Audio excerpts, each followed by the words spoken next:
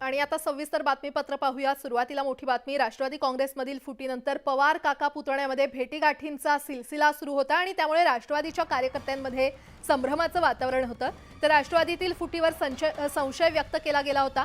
राष्ट्रवादीतील फूट हा केवळ दिखावा असल्याची टीका झाली होती। त्यावर अखेर अजित पवारांनी मौन सोडलंय। आगामी काळात महायुतीच्या उमेदवाराचा प्रचार करण्याचं आवाहन अजित पवारांनी आपल्या कार्यकर्त्यांना केलेलं आहे। तर नेमकं अजित पवार काय म्हटलेत आपण ते देखील पाहूयात। अनेक वेळा वरिष्ठांनी इतर पक्षांशी युती करण्याचा प्रयत्न केला, भूमिका घेतली, त्यात बदल नाही। स्टॅम्प पेपरवर लिहितो, प्रत्येकाचं काम करण्याचा काळ असतो। नव्या पिढीला मार्गदर्शन करावं लागतं। आपण कमळावर निवडणूक लढवणार नाही आणि कुटुंबात कुठलीही मॅच फिक्सिंग नाही। शिवसेना आणि भाजपच्या उमेदवाराला मदत करा। नरेंद्र मोदी पंतप्रधान पदाचे उमेदवार आहेत। इंडिया आघाडीकडून पीएम पदासाठी खरगेंचं नाव देण्यात आलंय। तर मल्लिकार्जुन खरगे हे फार मोठं नेतृत्व नाही, संघटनेकडे अधिक लक्ष दिलं पाहिजे असं अजित पवार म्हटले।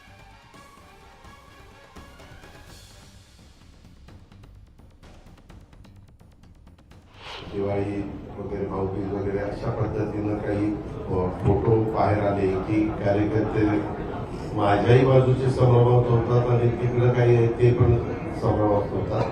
त्याच्यामुळे मी क्लिअर भूमिका तिथं मांडली, कारण पक्ष आपली राजकीय भूमिका ही गोष्ट वेगळी असते आणि परिवारातली गोष्ट त्या ठिकाणी वेगळी असते। त्याचं काही जोड लावून त्याच्यातनं कार्यकर्ता कुठं गाफील राहू नये एवढंच मला त्याच्या उद्धव ठाकरे साहेबांचं सरकार गेलं ना त्याच वेळेस आम्ही सगळे पक्षांनी सगळ्यांनी सह्या करून हे केलं होतं। तुम्ही कुठंतरी आता त्या तर वेळेस कुठला काही आरोप नव्हता आणि आरोपाच्या संदर्भात झाल्यानंतर श्वेतपत्रिका काढली। त्या श्वेतपत्रिकेमध्ये अनियमितता झाली अशा पद्धतीनं दाखवण्यात आलं। त्याच्यानंतर वेगवेगळ्या पद्धतीच्या इन्क्वायऱ्या झाल्या, सगळ्या गोष्टी चाललेल्या आहेत। पुन्हा तेच उघड किती 70 दाखवा तरी 70,000 कोटी, त्याच्यातले 35 तुला देऊन टाकू। आईची जात मुलांना लागू करण्याची मागणी मनोज जरांगेंनी केली आहे, तर सरकारनं त्यांची मागणी फेटाळून लावली आहे। यावरून मंत्री छगन भुजबळांनी मनोज जरांगेंवर उपरोधिक टीका केली आहे। पाहूयात।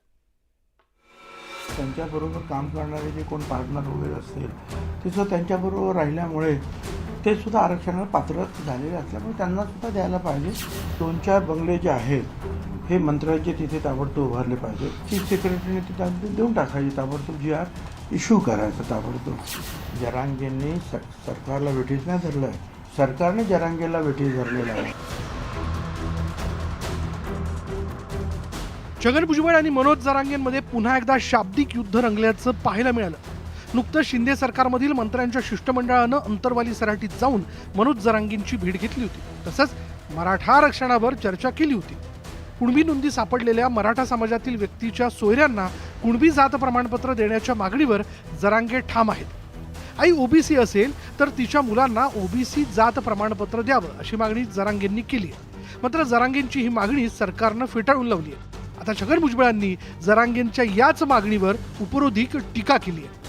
पत्नीच्या आईवडील आहेत त्यांना सुद्धा आरक्षण दिलं पाहिजे आणि त्या आईवडिलांची जी दुसरं मुलं आहेत, मुली आहेत, त्यांना सुद्धा आरक्षण दिलं पाहिजे आणि त्या मुलींचे जे दुसरे सासू सासरे आहेत त्यांना सुद्धा आरक्षण दिलं पाहिजे। त्यांच्याबरोबर काम करणारे जे कोण पार्टनर वगैरे असतील ते सुद्धा त्यांच्याबरोबर राहिल्यामुळे ते सुद्धा आरक्षणाला पात्र झालेले असल्यामुळे त्यांना सुद्धा द्यायला पाहिजे। मराठा आरक्षणावर मुख्यमंत्री शिंदेंनी विधिमंडळात सरकारची भूमिका मांडल्यानंतर मनोज जरांगेंनी थेट इशारा दिला होता। त्यानंतर मंत्र्यांच्या शिष्टमंडळानं अंतरवाली सराटीत जाऊन जरांगेंची भेट घेत त्यांची समजूत काढण्याचा प्रयत्न केला होता। मात्र जरांगेंचं मन वळवण्यात शिष्टमंडळाला यश आलं नाही। त्यावरून भुजबळांनी जरांगेंना जोरदार टोला लगावतानाच सरकारलाही घरचा आहेर दिला। ते सारखे मंत्री वगैरे तिकडे जातात, फार अडचणीचं होतं याचं काम। त्यामुळे 2-4 बंगले जे आहेत हे मंत्र्यांचे तिथे ताबडतोब उभारले पाहिजे। चीफ सेक्रेटरीचं एक ऑफिस तिथे ताबडतोब जे आहे कार्यरत करा।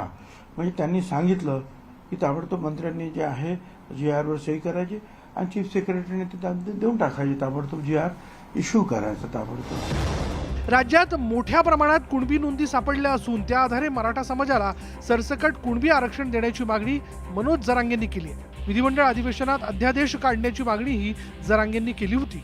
तसंच मराठा आरक्षणाच्या मागणीसाठी मुंबईत मोर्चे का काढू नये असा सवालही केला होता। त्यावरून भुजबळांनी जरांगेंवर ही खोचक टीका केली आहे। जरांगेंनी सरकारला वेठीस नाही धरलंय, सरकारने जरांगेला वेठीस धरलेला आहे। कोलमडली तर कोलमडली, मुंबई काय चीज आहे? त्यांनी हुकूम सोडलेला आहे ना, प्रश्न मिटला। कसली मुंबई, काय घेऊन बसला तुम्ही? पक्षाचं काम करू नये, कुठलंच काम करू नये। मराठा आरक्षणावरून मनोज जरांगे आणि छगन भुजबळांमध्ये राजकीय संघर्ष पेटलाय।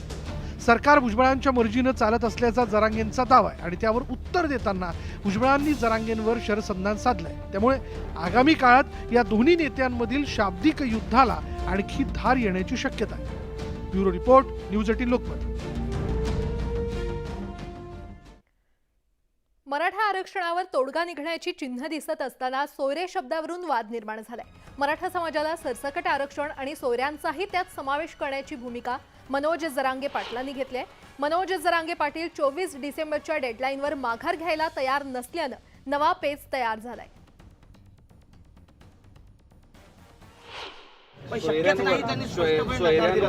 सोयऱ्यांवर तुम्ही ठाम आहात। त्यांनी लिहिलेले 4 शब्द।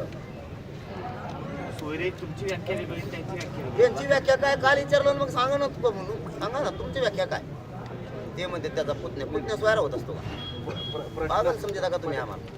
आईची जी जात होती मूळ, म्हणजे जी माहेरून आली, तिच्या जातीवरून तिच्या मुलांना प्रमाणपत्र देण्यात आलेले असे कितीतरी पुरावे।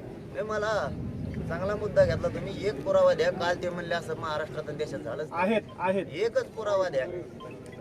भरपूर पुरावे त्यांच्या समोर ठेवतो, ते म्हणले असं घडलेलं पुढंच नाही। आहेत मला एक पुरावा द्या ना, असं असेल तर आम्ही करतो, असं सुद्धा डायरेक्ट म्हणले।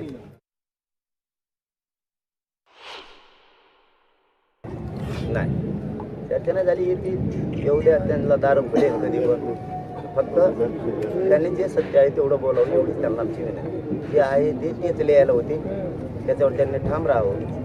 कारण आम्ही ठाम आहे, आम्ही बदललेलो नाही। पुन्हा आमची चूक दाखवा, आम्ही शब्द बदललाय म्हणून। शब्द तुम्ही लिहिलेत आणि 4 पण तुम्हीच लिहिले। शब्द आत न टाकण्याऐवजी नोटिसावर भरे, त्यांचा खूप मोठा गैरसमज आहे। या नोटिसावर याच्यावर काही होतंय का बघूया, त्याच्यावर काय होणार नाही। उलट थोडे कमी आंदोलन सहभागी व्हायचे तर दुप्पट होते। हे शब्द लक्षात ठेवावं सरकार। म्हणून सांगतो की तुम्ही त्या नोटिसाचा भानगडीत पडू नका। याच्या सामंजस्याने कसा मार्ग काढता येईल, चर्चेतून कसा मार्ग काढता येईल, त्याच धोरणाला लागा। नागपूर जिल्हा मध्यवर्ती सहकारी बँक घोटाळ्याप्रकरणी काँग्रेस नेते सुनील केदार यांना मोठा धक्का बसलाय। कोर्टानं केदार यांना दोषी धरत 5 वर्ष कारावासाची शिक्षा सुनावली आहे। 2002 साली 156 कोटींहून अधिकचा घोटाळा उघडकीस आला होता आणि तेव्हा सुनील केदार हे बँकेचे अध्यक्ष होते। ते खटल्यातील मुख्य आरोपी आहेत। केदार यांच्यासह अशोक चौधरी, केतन सेठ, सुबोध गुंडारे आणि नंदकिशोर त्रिवेदी तसंच अमोल वर्मा यांना दोषी ठरवण्यात आलंय।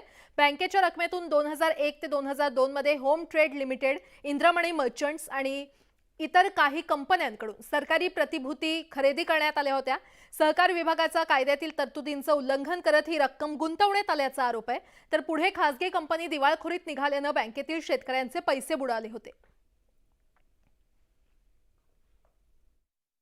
हा अतिशय गंभीर स्वरूपाचा गुन्हा आहे। आरोपी नंबर 1 चेअरमन व आरोपी नंबर 2 हे मॅनेजर होते।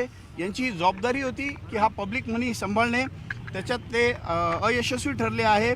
5 वर्षाची शिक्षा आणि प्रत्येकी 10 लाख रुपयाचा दंड, तसंच कलम 406 याखाली शिक्षा, कलम 468 खाली पुन्हा 5 वर्षाची शिक्षा आणि 2 लाख रुपये प्रत्येकी दंड, तसेच कलम 471 याखाली प्रत्येक आरोपीला 1 वर्षाची शिक्षा आणि 50,000 रुपयाचा दंड अशी शिक्षा ठोठावलेली आहे। महाविकास आघाडीमध्ये लोकसभेच्या जागा वाटपावरून जोरदार रस्सीखेच होण्याची शक्यता आहे। प्रदेश पातळीवर जागा वाटप करण्याचा निर्णय इंडिया आघाडीच्या बैठकीत करण्यात आलाय। मात्र जागा वाटपापूर्वीच दावे प्रतिदावे केले जात आहेत। जागा वाटपाची चर्चा महाराष्ट्रात होणार नसून ती दिल्लीमध्ये होईल आणि हायकमांड समोर होईल। आम्ही 23 जागा लढवतो हे आम्ही दिल्लीच्या काँग्रेसच्या नेत्यांना स्पष्ट सांगितलेलं आहे आणि आमचे संबंध दिल्लीतल्या काँग्रेस नेत्याशी अत्यंत मजबूत। मग सोनियाजी असतील, राहुलजी असतील, खरगेजी असतील किंवा वेणुगोपालजी असतील, आम्ही 23 जागा लढतो. नाही, आता त्यांचं काय बोलणं झालं आहे हे राज्याला माहीत नाही, त्यामुळे मी त्यावर अधिक भाष्य करणार नाही. ते जे बोलले असतील किंवा चर्चा झाली असेल, ज्यावेळेस बैठकीमध्ये बसू त्यावेळेस आपण बोलू. संजय राऊत काय म्हणाले, संजय राऊत म्हणू द्या. संजय राऊत जर 23 जागा लढतो म्हणाले तर आम्ही कशाला त्या संदर्भातलं खंडन करू. जो निर्णय आहे तो आमचे हायकमांड घेतील. त्यांनी जर ठरवलं आहे हायकमांडनी तर त्याच्यामध्ये आमचा अधिकार नाही. त्यामुळे या संदर्भात अधिक काही आम्हाला भाष्य करायची गरज नाही. पुढची बातमी पाहूयात. उद्धव ठाकरे आणि राज ठाकरे हे एकाच फ्रेममध्ये दिसलेत. राज ठाकरे यांच्या भाच्याच्या साखरपुड्यात हे दोन्ही भाऊ एकाच फ्रेममध्ये दिसून आले. आज मुंबईतील दादरमध्ये राज ठाकरे यांच्या भाच्याचा साखरपुडा समारंभ पार पडला आणि याच कौटुंबिक कार्यक्रमात राज ठाकरे आणि उद्धव ठाकरे एकत्र आले होते. दोन्ही भाऊ एकाच फ्रेममध्ये आल्यानं राजकीय चित्राच्या चर्चा सुरू झालेल्या आहेत आणि त्याचं कारणही तसंच आहे. मागील आठवड्यातच राज ठाकरेंच्या पत्नी शर्मिला ठाकरे यांनी आदित्य ठाकरेंची पाठराखण केली होती.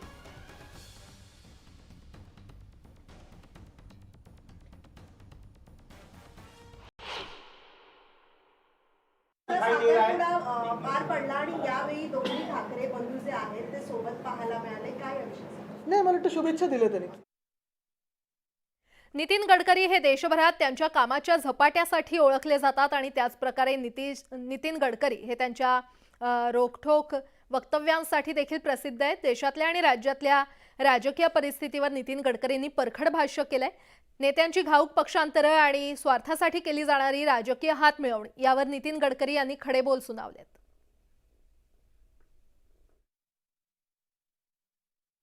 Neither rightist nor leftist, we are known opportunist. हे राजकारणातलं सूत्र आहे. कोण कोण्या पार्टीत केव्हा येतात, केव्हा घुसतात, केव्हा बाहेर निघतात, पुढे जातात हे कोणीच सांगू शकत नाही. मला AB बर्धन जे कम्युनिस्ट पार्टीचे प्रमुख होते त्यांचं माझ्यावर खूप प्रेम होतं, पण ते खूप विद्वान होते. आयुष्यभर ते कम्युनिस्ट पार्टीच्या शेवटीचा मृत्यू झाला, पण ते कधी त्यांनी आपल्या विचाराशी प्रामाणिक म्हणजे कॉम्प्रोमाइज नाही केला. तरी सगळ्यांनीच मिळून आत्मपरीक्षण करून लोकशाही यशस्वी करायची असेल आणि गुणात्मक परिवर्तन जर करायचं असेल तर या गोष्टीचा विचार केवळ सत्तारूढ पक्षाने नाही, विरोधी पक्षाने सगळ्यांनी मिळूनच करण्याची गरज आहे. नाहीतर या ज्या संस्था आहेत त्याच्यावर लोकशाही उभी आहे, त्याच्यावरचा लोकांचा विश्वास उडून जाईल. आणि यासोबतच इतरही काही महत्त्वाच्या बातम्या आपण पाहणार आहोत. तुर्तास एक छोटासा ब्रेक घेऊन लगेचच परत येतोय. पाहत रहा न्यूज 18 लोकमत.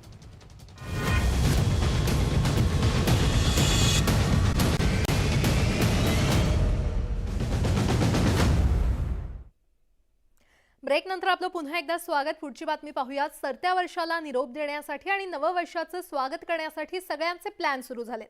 जल्लोषात नववर्षाचं स्वागत करण्यासाठी अनेक जण मद्याचे प्याले रिचवतील, पण काही मद्यप्रेमी सर्व मद्यप्रेमींच्या कल्याणासाठी मैदानात उतरले. इथे सुरू असलेली ही घोषणाबाजी आणि या आंदोलनाची दखल देशभरात घेण्यात आली आहे. कर्नाटकमध्ये विधानसभेचं अधिवेशन सुरू असताना मद्यप्रिय संघर्ष समितीनं आंदोलनाचा पवित्रा घेतलाय. दारुडा शब्दावर बंदी आणा आणि 31 डिसेंबरला मद्यप्रियांचा दिवस घोषित करा अशी मागणी मद्यप्रिय संघर्ष समितीनं केली आहे.